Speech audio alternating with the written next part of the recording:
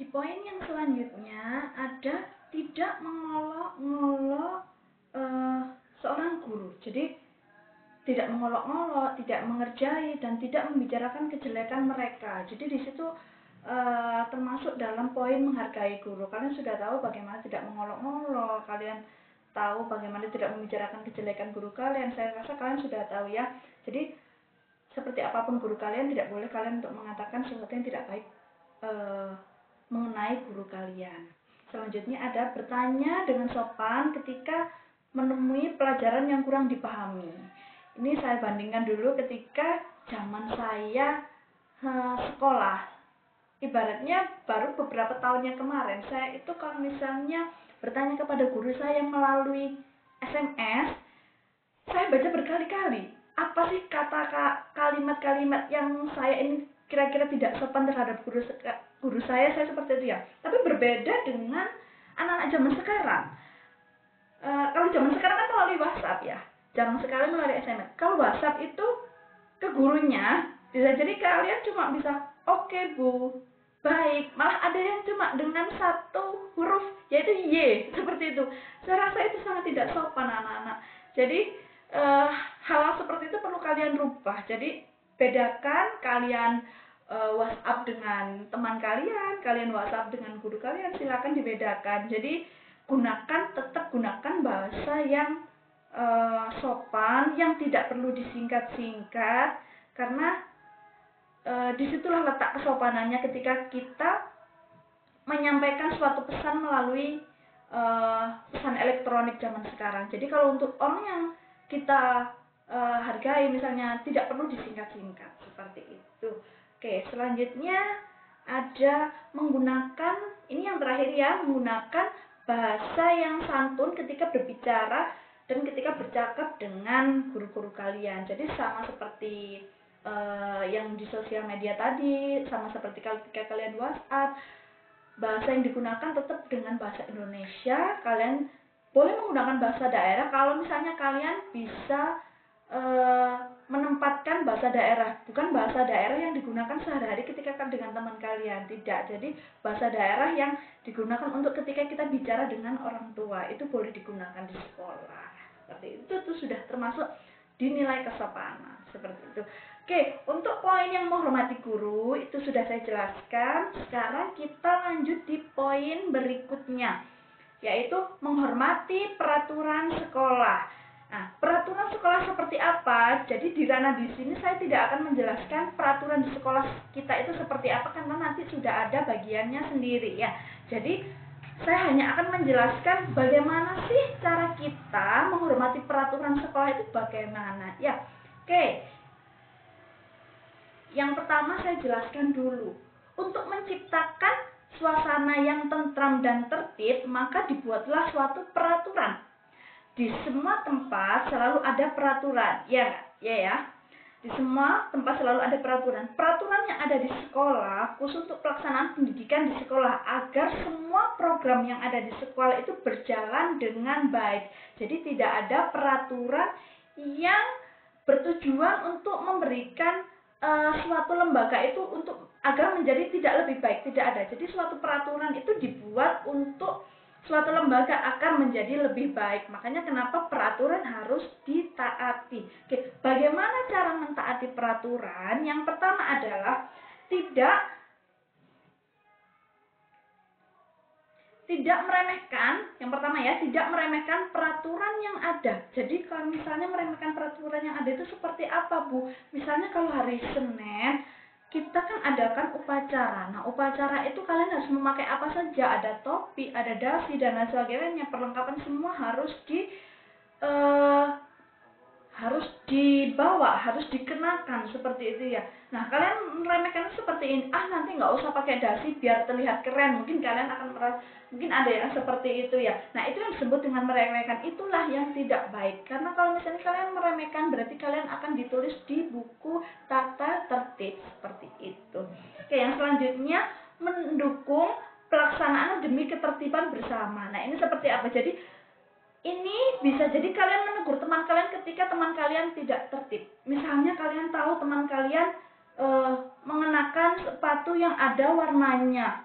Tapi kebetulan tidak ada guru yang tahu, kebetulan kamu tahu, tapi kamu diam saja, biar saja, atau masa nih koncoku lek tak kandani seperti itu ya. Jangan seperti itu. Jadi kalian lebih baik ditegakkan. Bisa jadi kalian lapor ke gurunya, atau mungkin kamu yang menyampaikan ke temanmu untuk tidak menggunakan sepatu itu lagi, atau untuk tidak mengenakan sepatu itu di sekolah, seperti itu. Oke, yang selanjutnya, jika ada peraturan yang memberatkan, melalui perwakilan sekolah. Perwakilan itu sekolah itu seperti ketua kelas kalian, atau mungkin saya selaku guru BK, atau wali kelas kalian, itu disebut perwakilan siswa. Hal itu sebaiknya dimusyawarahkan dengan pihak sekolah tanpa melakukan hal yang negatif atau merusak. Jadi misalnya kalian merasa, aduh ini peraturannya terlalu memberatkan bagi saya, kalian bisa menyampaikan ke ketua kelas kalian atau ke wali kelas kalian, supaya wali kelas kalian menyampaikan ke gurunya dan ke kepala sekolahnya, supaya itu dimusyawarahkan apa itu memang benar-benar memberatkan atau mungkin seperti apa. Nah, seperti itu. Jadi tidak semerta-merta kalian tidak mau mengikuti peraturan karena itu kalian merasa berat, tapi harus dimusyawarahkan terlebih dahulu. Oke, dari poin yang kedua ini, menghormati peraturan sekolah, itu adalah poin yang terakhir. Sekarang kita lanjut ke poin yang selanjutnya, yaitu bersemangat dalam belajar di sekolah. Oke, mencari ilmu pengetahuan merupakan kewajiban yang harus dilaksanakan bagi setiap umat muslim. Walaupun tidak muslim, tetap harus melakukan kewajiban mencari ilmu, baik laki-laki maupun perempuan, muda maupun tua. Karena dengan ilmu pengetahuan, hidup seseorang akan lebih bermartabat. Ini ada pepatah mengatakan, with science, the world is my hand. Artinya adalah, dengan ilmu dunia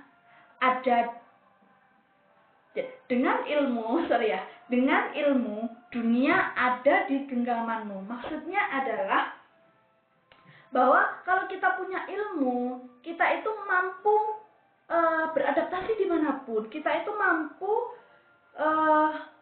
misalnya nanti kalian ini adalah siswa-siswa SMK, kalian harus ditugaskan untuk bekerja di luar daerah. Kalian itu mampu dengan ilmu. Kalau misalnya kalian tidak berilmu, kalian akan ngowoh. Tahu ngowoh ya? Nggak tahu apa-apa, seperti itu.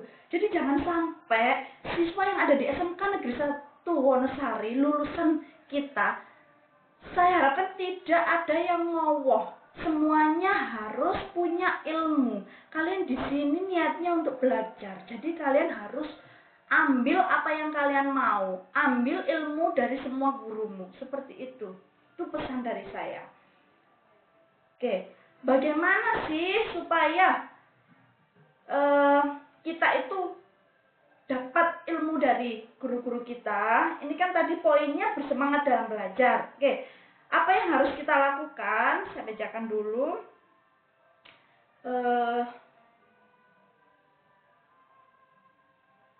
Nah, sikap kita yang harus kita lakukan, yang pertama adalah meneguhkan niat agar kebodohan hilang dari diri kita. Nah, kenapa sih kita sekolah? Karena kita kan belum pinter ya. Ibaratnya kita belum tahu, makanya kita harus tahu. Itulah tujuan dari sekolah. Makanya kita harus meneguhkan niat agar kebodohan, agar ketidaktahuan kita itu supaya terisi dengan pengetahuan, terisi dengan ilmu.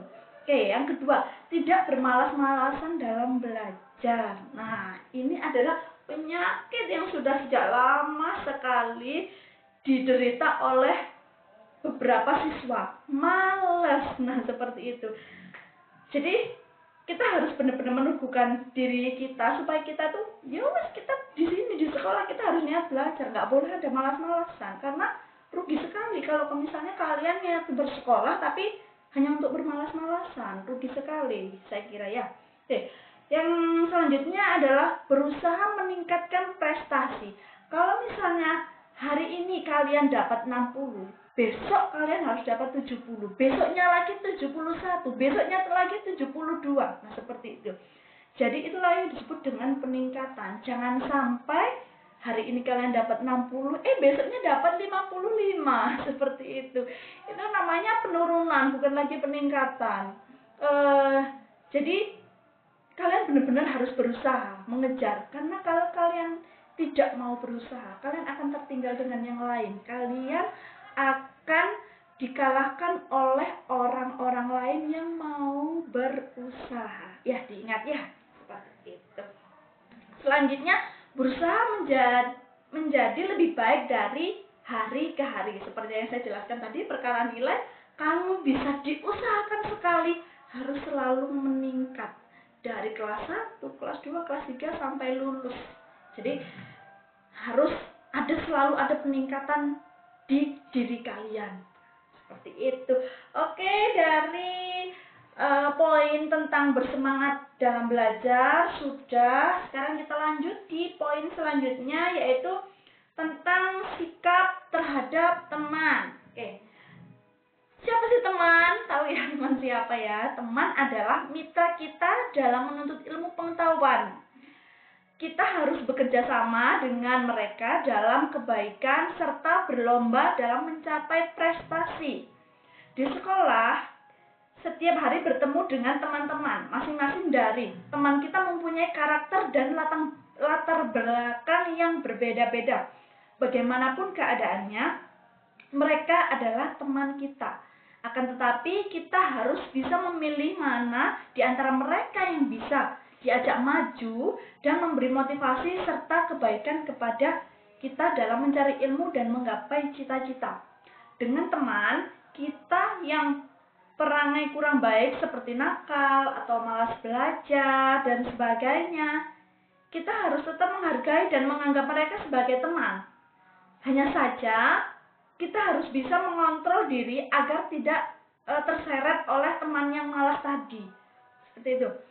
Adapun dengan teman yang rajin, patuh, dan berprestasi, kita harus mencontohnya agar bisa berlomba dalam kebaikan.